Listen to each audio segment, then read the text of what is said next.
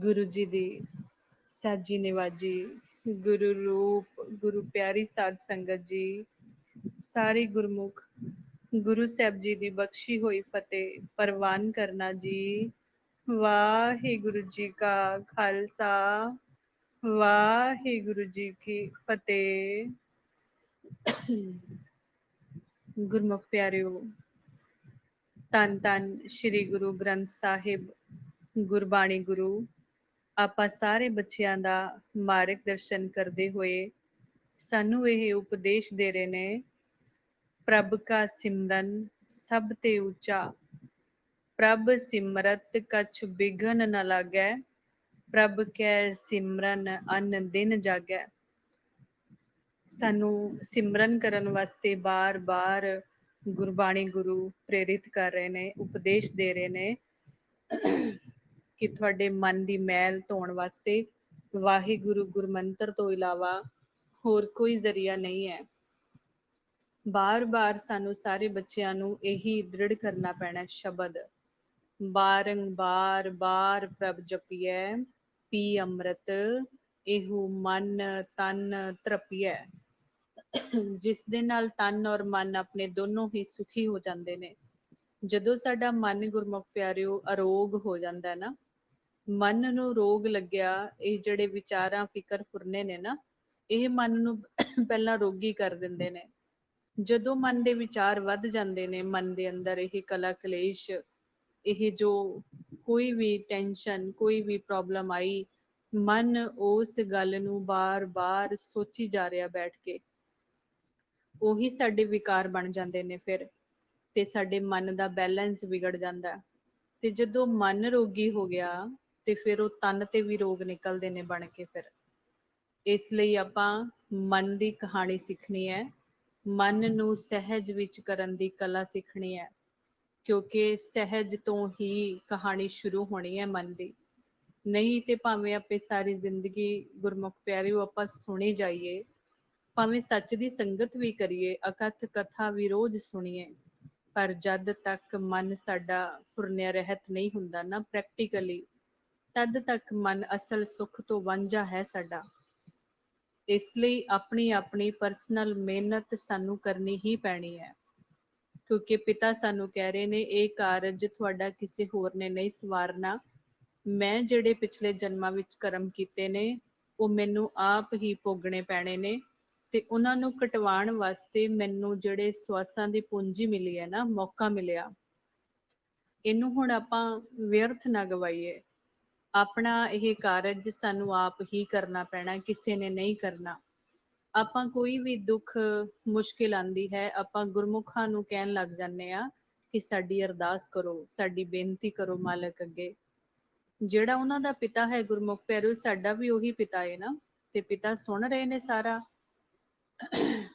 ਆਪਾਂ ਆਪ ਸਿੱਧਾ ਕਿਉਂ ਨਹੀਂ ਆਪਣੇ ਪਿਤਾ ਨੂੰ ਕਹਿ ਸਕਦੇ? ਹੁਣ ਗੁਰਮੁਖਾਂ ਨੇ ਤੇ ਸਮਝਾ ਦਿੱਤਾ ਕਿ ਤੁਸੀਂ ਕਿਸ ਤਰ੍ਹਾਂ ਪਿਆਰ ਕਰਨਾ ਹੈ, ਕਿਸ ਤਰ੍ਹਾਂ ਆਪਣੇ ਮਨ ਨੂੰ ਧੋਣਾ ਹੈ। ਉਹਨਾਂ ਨੇ ਸਾਨੂੰ, ਜੋ ਉਹਨਾਂ ਨੇ ਆਪ ਮਿਹਨਤ ਕੀਤੀ ਹੈ, ਤਾਂ ਹੀ ਉਹ ਇੱਥੇ ਤੱਕ ਪਹੁੰਚੇ ਨੇ, ਤੇ ਸਾਨੂੰ ਵੀ ਉਹ ਪ੍ਰੇਰਿਤ ਕਰ ਰਹੇ ਨੇ ਕਿ ਉਹ ਮਿਹਨਤ ਤੁਸੀਂ ਵੀ ਕਰੋ। ਹੁਣ ਜਿਹੜਾ ਜਿਹੜਾ ਬੱਚਾ ਗੁਰਮੁਖਾਂ ਦੇ ਮੁਖ ਵਿੱਚੋਂ ਨਿਕਲੇ ਹੋਏ ਬਚਨਾਂ ਨੂੰ ਕਮਾ ਲਏਗਾ, ਉਹ ਮਿਹਨਤ ਕਰੇਗਾ ਉਸ ਮੁਤਾਬਿਕ, ਤੇ ਉਹ ਜ਼ਰੂਰ ਗੁਰਮੁਖ ਪਿਆਰਿਓ ਪਾਰ ਨਿਕਲੇਗਾ, ਤੇ ਉਹਦੇ ਸਾਰੇ ਮਨ ਦੇ ਤਨ ਦੇ ਸਾਰੇ ਰੋਗ ਕੱਟੇ ਜਾਣੇ ਨੇ। ਸਭ ਤੋਂ ਪਹਿਲਾਂ ਸਾਡਾ ਮਨ ਗੁਰਮੁਖ ਪਿਆਰਿਓ ਰੋਗੀ ਹੋਇਆ, ਸਾਨੂੰ ਇਹ ਪਤਾ ਲੱਗੇ ਮਨ ਦਾ ਰੋਗ ਕਿਹੜਾ ਹੈ। ਮਨ ਦਾ ਰੋਗ ਹੈ ਵਿਛੋੜਾ। ਮਨ ਆਪਣੇ ਅਕਾਲ ਪੁਰਖ ਵਾਹਿਗੁਰੂ ਜੀ ਨੂੰ ਭੁਲਾ ਕੇ ਇੱਥੇ ਸਾਰੇ ਸੁੱਖ, ਸਾਰੇ ਆਨੰਦ ਮਾਣ ਰਿਹਾ। ਤ੍ਰੈ ਗੁਣਾਂ ਦੇ ਜਿਹੜੇ ਸੁੱਖ ਨੇ, ਇਹਨਾਂ ਵਿੱਚ ਆਨੰਦ, ਇਹਨਾਂ ਵਿੱਚ ਸੁੱਖ ਹੈ ਹੀ ਨਹੀਂ ਹੈ। ਇਹ ਸਾਨੂੰ ਪਹਿਲਾਂ ਮੰਨਣਾ ਪੈਣਾ ਹੈ। ਮਨ ਦਾ ਸੁੱਖ ਤ੍ਰੈ ਗੁਣਾਂ ਦੇ ਵਿੱਚ, ਮਾਇਆ ਦੇ ਵਿੱਚ ਨਹੀਂ ਹੈ। ਇਹ ਮਨ ਦਾ ਸੁੱਖ ਲੈਣ ਵਾਸਤੇ ਨਾਮ ਦੇ ਨਾਲ ਜੁੜਨਾ ਪਏਗਾ ਸਾਨੂੰ। ਇਸ ਲਈ ਗੁਰਮੁਖ ਪਿਆਰਿਓ, ਬਾਰ-ਬਾਰ ਆਪਣੇ ਅੰਤਰਗਤ ਉਤਰਨਾ ਹੈ, ਆਪਣੀ ਕਾਇਆ ਦੀ ਖੋਜ ਕਰਨੀ ਹੈ, ਕਿਉਂਕਿ ਸਾਰਾ 9 ਨਿਧੀਆਂ 18 ਸਿੱਧੀਆਂ ਜਿਹੜੀਆਂ ਨੇ ਨਾ, ਉਹ ਇੱਕ ਸਾਡੀ, ਉਹ ਵੀ ਇੱਕ ਮਾਇਆ ਹੈ, ਸਾਡੇ ਰਸਤੇ ਦੀ ਰੁਕਾਵਟ ਹੈ। ਅਗਰ ਆਪਾਂ ਇਸ ਮਾਰਗ ਤੇ ਚੱਲਦੇ ਹਾਂ, ਸਾਨੂੰ ਰਸਤੇ ਵਿੱਚ ਆਪਾਂ ਜਦੋਂ ਸਿਮਰਨ ਵਾਲੇ ਮਾਰਗ ਤੇ ਚੱਲਦੇ ਹਾਂ, ਮਨ ਦੀ ਕਹਾਣੀ ਸਿੱਖ ਕੇ, ਤੇ ਆਪਾਂ ਕਿਸੇ ਨੂੰ ਨਾ ਚੰਗਾ ਕਹਿਣਾ ਹੁੰਦਾ, ਨਾ ਮਾੜਾ ਕਹਿਣਾ ਹੁੰਦਾ, ਕਿਉਂਕਿ ਸਾਡਾ ਕਿਹਾ ਹੋਇਆ ਅਗਰ ਉਸ ਬੱਚੇ ਤੇ ਅਸਰ ਕਰ ਗਿਆ, ਤੇ ਫਿਰ ਉਸ ਬੱਚੇ ਨੇ ਸਮਝਣਾ ਹੈ ਕਿ ਇਹਨਾਂ ਤੇ ਕਿਰਪਾ ਹੋ ਗਈ ਹੈ। ਨਾ ਕਿਸੇ ਨੂੰ ਆਪਾਂ ਇਹ ਕਹਿਣਾ ਹੈ ਕਿ ਤੇਰਾ ਇਹ ਚੀਜ਼, ਤੇਰਾ ਕੰਮ ਹੋ ਜਾਏਗਾ। ਅਗਰ ਸਾਡੇ ਕਹਿਣ ਤੇ ਹੋ ਗਿਆ ਤੇ ਗੁਰਮੁਖ ਪਿਆਰਿਓ, ਉਸ ਬੱਚੇ ਨੇ ਸਾਨੂੰ ਸਤਿਕਾਰ ਦੇਣਾ ਸ਼ੁਰੂ ਕਰ ਦੇਣਾ। ਆਪਾਂ ਮਾਲਕ ਦਾ ਖਜ਼ਾਨਾ ਹੈ, ਮਾਲਕ ਦੇ ਸਿਮਰਨ ਨਾਲ ਜੋੜਨਾ ਹੁੰਦਾ ਉਸ ਬੱਚੇ ਨੂੰ। ਸਾਡਾ ਕੁਛ ਨਹੀਂ ਹੈ, ਆਪਾਂ ਵੀ ਉਸ ਮਾਲਕ ਦੇ ਨਾਮ ਕਰਕੇ ਹੀ ਇੱਥੇ ਤੁਰੇ ਫਿਰਦੇ ਆ ਸਾਰੇ ਬੱਚੇ। ਆਪ ਵੀ ਜਪਣਾ ਹੈ, ਆਪਣੇ ਭੁੱਲੇ ਹੋਏ ਭੈਣਾਂ ਭਰਾਵਾਂ ਨੂੰ ਵੀ ਜਪਣ ਦੀ ਪ੍ਰੇਰਣਾ ਦੇਣੀ ਹੈ। ਇਹ ਸਾਨੂੰ ਸਾਰਿਆਂ ਨੂੰ ਹੁਕਮ ਲੱਗ ਗਿਆ ਹੁਣ। ਜਿੰਨਾ ਜਿੰਨਾ ਸੋਝੀ ਆਈ ਹੈ, ਓਨਾ ਓਨਾ ਖਜ਼ਾਨਾ ਵੰਡੀ ਜਾਣਾ। ਇਸ ਲਈ ਗੁਰਮੁਖ ਪਿਆਰਿਓ, ਆਪਾਂ ਅੱਗੋਂ ਜਾ ਕੇ ਇਸ ਦੀ ਵੀ ਵਿਚਾਰ ਮਾਲਕ ਕਰਵਾ ਲੈਣ ਕਿ ਜਿਹੜੀਆਂ ਰਸਤੇ ਵਿੱਚ ਆਪਾਂ ਕਹਿੰਦੇ ਆ ਰੁਕਾਵਟਾਂ ਨੇ, ਉਹਨਾਂ ਵਿੱਚ ਇਹ ਕਾਲ ਕੀ ਕਰਦਾ ਹੈ, ਰਿੱਧੀਆਂ ਸਿੱਧੀਆਂ ਵੀ ਆ ਜਾਂਦੀਆਂ ਨੇ। ਜਿਵੇਂ ਸਾਡੀ ਬਚਨ ਸਿੱਧੀ ਹੋ ਜਾਂਦੀ ਹੈ, ਆਪਾਂ ਕਿਸੇ ਨੂੰ ਕੋਈ ਬਚਨ ਬੋਲਿਆ ਤੇ ਉਹ ਪੂਰਾ ਹੋ ਗਿਆ, ਤੇ ਉਹ ਬੱਚਾ ਫਿਰ ਕੀ ਕਰਦਾ ਹੈ, ਉਹ ਸਾਡੇ ਨਾਲ ਜੁੜ ਜਾਂਦਾ ਹੈ ਕਿ ਸਾਨੂੰ ਸਰੀਰ ਨੂੰ ਸਤਿਕਾਰ ਦੇਣਾ ਸ਼ੁਰੂ ਕਰ ਦਿੰਦਾ ਹੈ।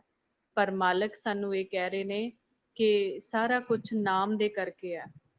ਉਸ ਲਈ ਆਪਾਂ ਸਾਰੇ ਬੱਚਿਆਂ ਨੇ ਨਾਮ ਦੀ ਹੀ ਪਾਵਰ ਦੇ ਨਾਲ ਜੁੜਨਾ ਹੁੰਦਾ ਹੈ, ਇਹਨਾਂ ਨੂੰ ਯੂਜ਼ ਨਹੀਂ ਕਰਨਾ ਹੁੰਦਾ। ਇਸੇ ਲਈ ਘੱਟ ਬੋਲਣਾ ਹੁੰਦਾ ਹੈ, ਨਾ ਕਿਸੇ ਨੂੰ ਚੰਗਾ ਨਾ ਕਿਸੇ ਨੂੰ ਮਾੜਾ ਬੋਲਣਾ, ਔਰ ਅੰਤਰਗਤ ਰਹਿਣਾ।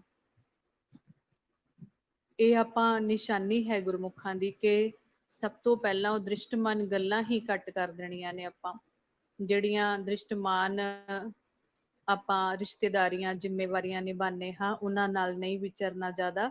ਸਾਡਾ ਆਪਣੇ ਆਪ ਮਨ ਉਹਨਾਂ ਤੋਂ ਉੱਪਰ ਉੱਠ ਜਾਏਗਾ ਸਹਿਜੇ ਸਹਿਜੇ।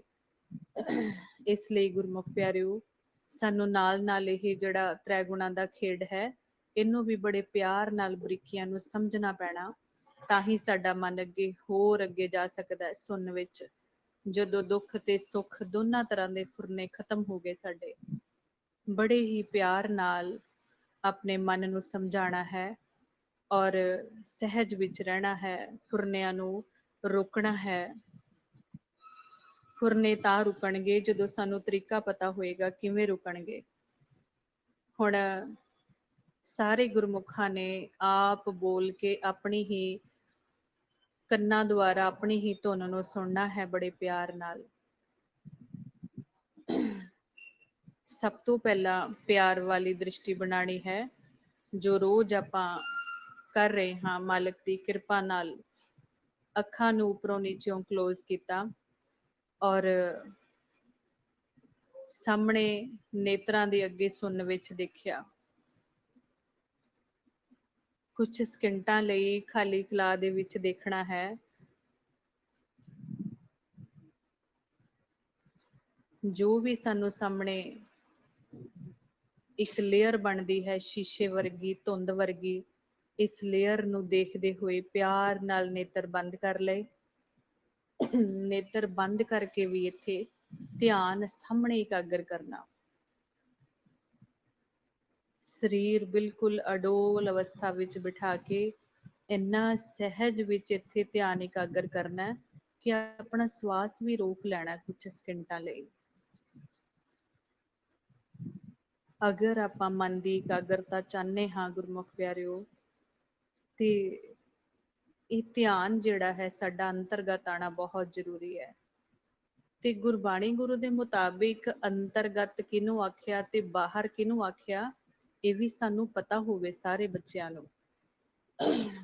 ਜਦੋਂ ਆਪਾਂ ਹੁਣ ਸਿਮਰਨ ਕਰਕੇ ਸਰੀਰ ਤੋਂ ਸਾਡਾ ਮਨ ਅਲੱਗ ਹੋ ਜਾਂਦਾ ਹੈ ਨਾ, ਉਦੋਂ ਸੁਣਨ ਵਿੱਚ ਮਨ ਚਲਾ ਗਿਆ, ਨੀਂਦ ਵਿੱਚ ਜਿਹਨੂੰ ਕਹਿ ਦਿੰਦੇ ਆਪਾਂ, ਉਦੋਂ ਮਨ ਅੰਦਰ ਚਲਾ ਗਿਆ, ਆਪਣੇ ਘਰ ਚਲਾ ਗਿਆ।